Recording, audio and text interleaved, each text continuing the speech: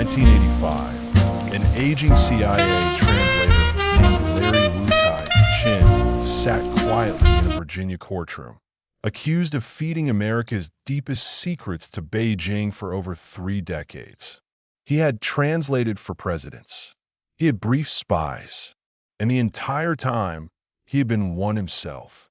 His arrest cracked open a door the world barely knew existed. A door into the most secretive, most misunderstood intelligence network on Earth. Not the KGB, not MI6, not the CIA. This is the story of the Ministry of State Security and the century-long shadow war fought by China's spies, from the alleyways of 1930 Shanghai to the server farms of a modern cyber empire. It is a story with no press conferences, no public trials for most of its agents, and no Hollywood mythology to soften its edges. It is a story of ideology, betrayal, ambition, and silence. And by the end, you will understand why so few in the West ever saw it coming, and why so many still don't fully understand it today. Long before satellites tracked missile silos, and before a single line of malicious code ever crossed a fiber optic cable, the foundations of Chinese state intelligence were being laid in the crowded, dangerous streets of 1920s and 1930 Shanghai. The Chinese Communist Party was, in its infancy, an underground movement fighting for survival against the nationalist government of Chiang Kai-shek. To survive, it needed eyes and ears everywhere, in police stations, in rival factions, in the foreign concessions that dotted the city. Zhou Enlai, then a young revolutionary organizer who would later become the People's Republic's first premier, helped establish what became known as the Central Special Committee's intelligence and security apparatus, sometimes remembered by the shorthand Red Squad. Its purpose was blunt: protect the party's leadership from infiltration, root out informants, and eliminate traitors before they could do damage. This was not an intelligence service in the modern bureaucratic sense. It was closer to a survival mechanism, forged in an environment where a single leak could mean a death sentence for dozens of party members. It was in this crucible that the man who would become the architect of Chinese communist intelligence first rose to prominence: Sheng.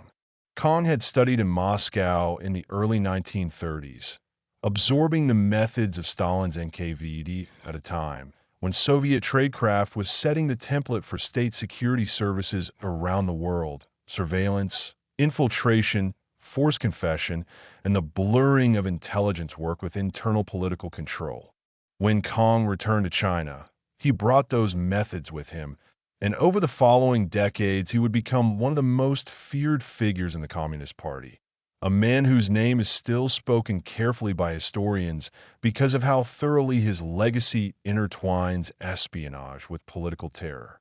After the Chinese Communist Party's victory in 1949 and the founding of the People's Republic of China, the new state moved quickly to formalize what had been an underground network into an instrument of governance.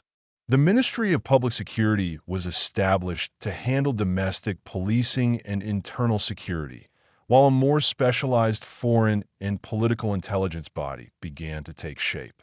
In 1955, the Central Investigation Department was created, tasked with foreign intelligence collection and political military analysis, operating initially under Zhou Enlai's oversight before Sheng's influence grew within it. Unlike the Central Intelligence Agency in the United States, which was created through public legislation and answered, at least nominally, to congressional oversight, China's intelligence apparatus developed almost entirely inside the Communist Party's own internal structure, accountable to the party leadership rather than to any independent legislative body. This distinction matters enormously for understanding everything that followed. Chinese intelligence work was never conceived as separate from party survival. The two were, from the very beginning, the same project. The 1960s brought catastrophe. The Cultural Revolution, launched by Mao Zedong in 1966, unleashed a decade of political purges, public humiliations, and factional violence that tore through every institution in China, including its intelligence services. Sheng, rather than being sidelined, became one of the chief architects of the purges, using his intelligence background to identify, investigate, and destroy perceived enemies of Mao within the party itself. Files were weaponized. Confessions were extracted under duress. Officials who had spent decades building China's foreign intelligence capability were suddenly accused of espionage against their own country, imprisoned, or worse.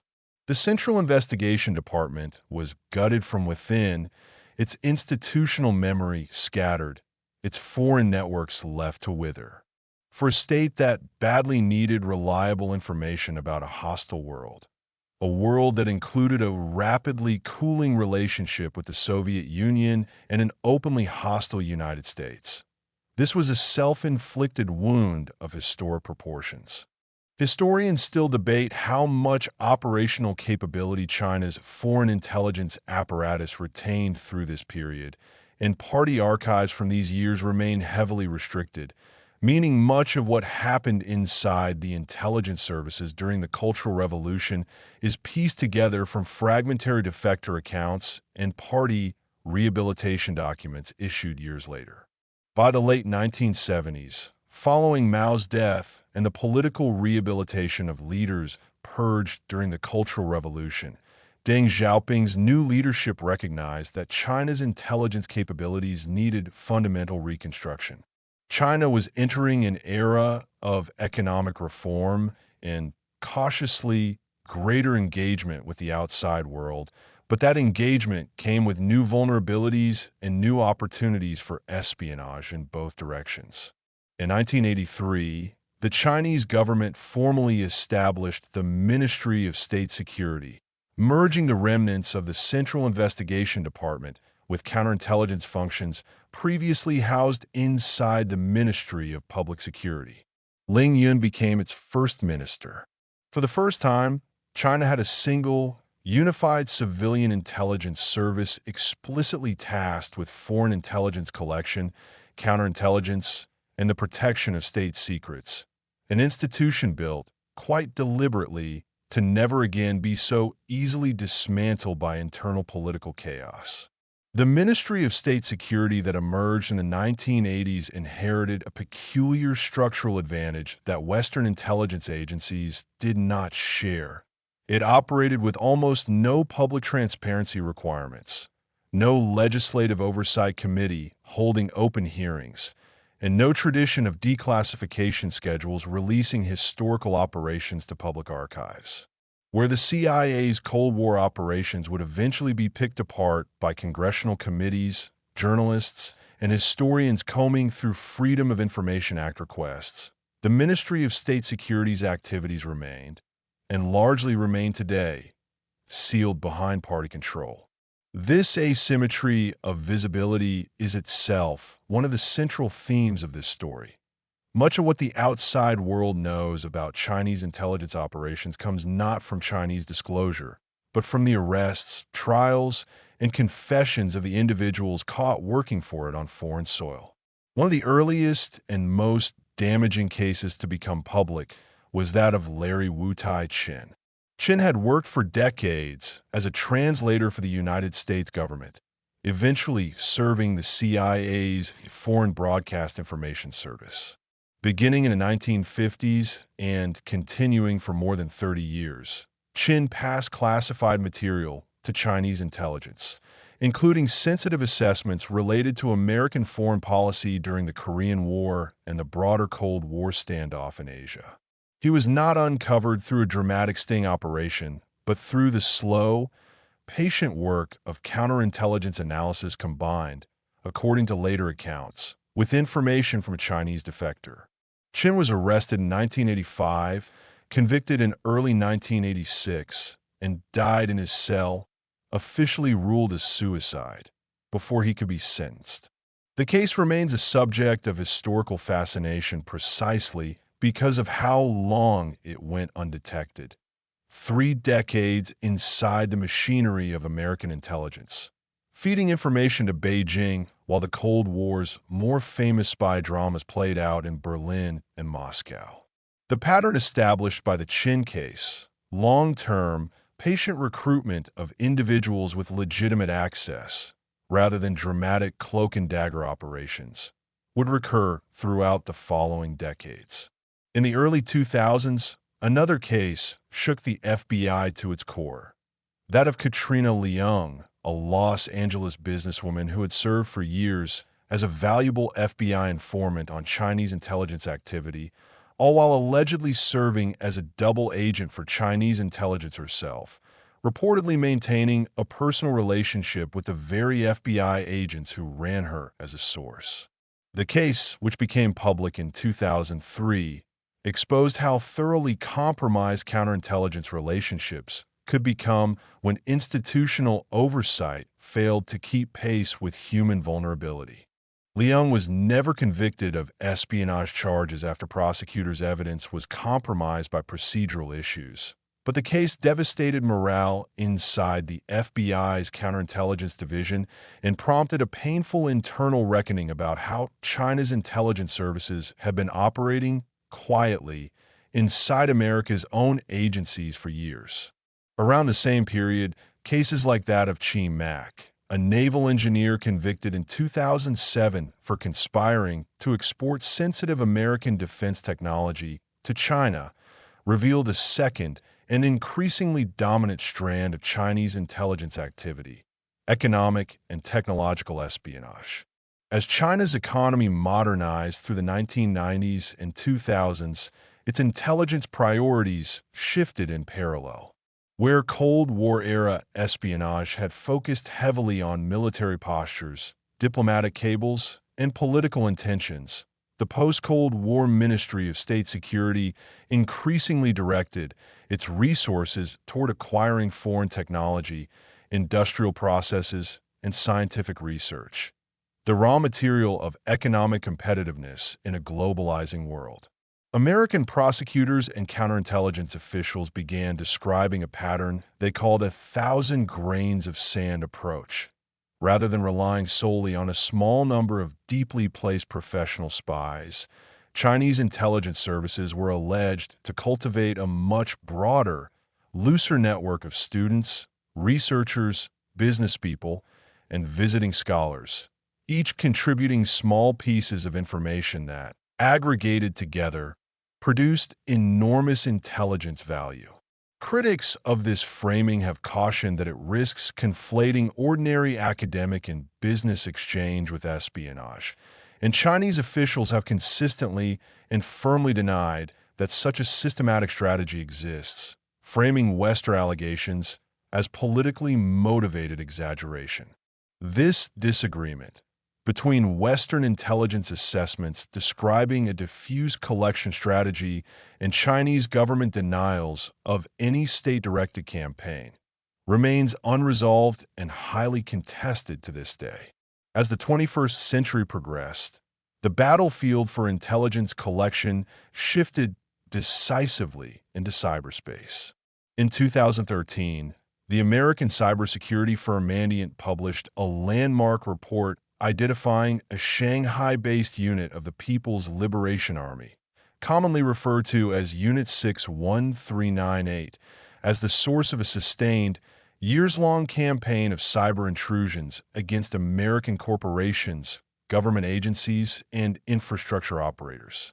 The report, corroborated by subsequent United States Department of Justice indictments against named PLA officers in 2014, marked one of the first times a Western government had publicly and specifically attributed cyber espionage operations to named individuals working inside a foreign government's military structure. It represented a turning point. Chinese intelligence and military cyber operations were no longer an abstract concern debated in classified briefings, but a matter of public indictment, diplomatic protest, and open confrontation. The stakes escalated further in 2014 and 2015, when the United States Office of Personnel Management suffered what remains one of the largest breaches of government data in American history. Attackers, widely attributed by American officials to Chinese state-sponsored actors, extracted background investigation records, fingerprint data, and security clearance files belonging to more than 20 million current and former federal employees and contractors. The breach was uniquely damaging not because of stolen money or trade secrets, but because of what the data represented: a detailed roadmap of exactly which American officials held sensitive security clearances, what vulnerabilities might exist in their personal lives, and who among America's intelligence and diplomatic corps might be susceptible to future recruitment or blackmail. It was, in effect, a strategic intelligence harvest disguised as a routine data breach, and it forced a fundamental reassessment inside American counterintelligence circles about the scale and ambition of Chinese cyber capabilities. Parallel to this digital escalation, traditional human intelligence operations continued, sometimes with dramatic international consequences.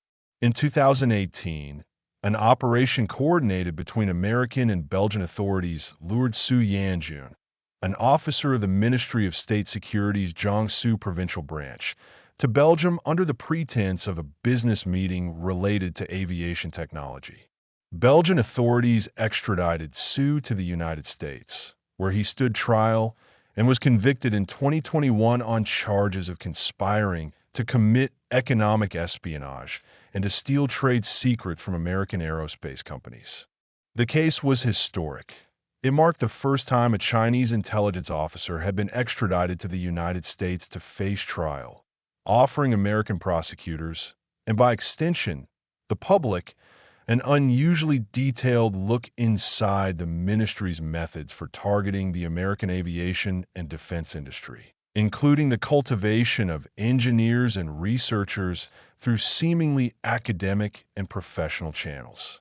Around this same period, American authorities launched the so-called China Initiative, a Department of Justice program intended to counter economic espionage and intellectual property theft linked to China, with particular scrutiny placed on the Thousand Talents program, a Chinese government initiative designed to recruit scientists and researchers, including many of Chinese descent working at American universities and laboratories, to contribute their expertise back to Chinese institutions. The initiative led to a number of significant convictions, but it also became the subject of intense controversy. Several prosecutions were dropped or resulted in acquittals, and civil liberties organizations, along with many in the American scientific community, argued that the program had disproportionately targeted researchers of Chinese and Asian descent based on ethnicity and nationality rather than solid evidence of wrongdoing, chilling legitimate scientific collaboration and, in some documented cases, damaging or ending the careers of researchers never found guilty of any crime. The Department of Justice formally ended the China Initiative in 2022, acknowledging these concerns, even as officials maintained that the underlying threat of state-directed technology transfer remained real. This tension between a genuine and well-documented intelligence threat and the risk of ethnic profiling in the effort to counter it represents one of the more difficult and still unresolved legacies of this era, and honest accounts of the period must hold both truths at once rather than collapsing them into a simpler narrative. By the 2020s, the Ministry of State Security had grown into something structurally different from the fragile, purge-vulnerable apparatus Sheng had once presided over. It now commanded vast resources spanning cyber operations, traditional human intelligence, domestic counterintelligence, and, increasingly, public messaging. In a striking departure from decades of institutional silence, the ministry opened an official public account on the Chinese social media platform WeChat in 2023, publishing articles warning citizens about foreign espionage threats and, for the first time, offering the Chinese public a small, carefully curated window into an institution that it spent 40 years operating almost entirely in the shadows. That same year, an unidentified high-altitude balloon crossed into American airspace and traversed the continental United States before being shot down off the South Carolina coast, triggering a diplomatic crisis and renewed public debate over the boundaries between legitimate reconnaissance, scientific research, and espionage, a debate that, notably, played out largely through American assertions and Chinese denials, with definitive public evidence remaining limited and contested. What began in the alleyways of 1930s Shanghai as a desperate survival mechanism for a persecuted revolutionary movement had, over the course of a single century, transformed into one of the most expansive, technologically sophisticated, and least transparent intelligence services on Earth. Its evolution mirrors China's own transformation from a fractured, ideologically consumed state under Mao, through the disciplined economic ambition of the reform era, into a global power contesting technological and strategic primacy with the United States in the 21st century. Unlike its Cold War rivals, whose triumphs and failures were eventually aired in congressional hearings, memoirs, and declassified archives, the Ministry of State Security's history remains told almost entirely through the fragments left behind by the individuals it recruited, the operations that failed, and the trials that followed. What we know is, by definition, only the visible edge of what was designed never to be seen at all, and that asymmetry, more than any single operation described here, may be the institution's most enduring and most unsettling legacy.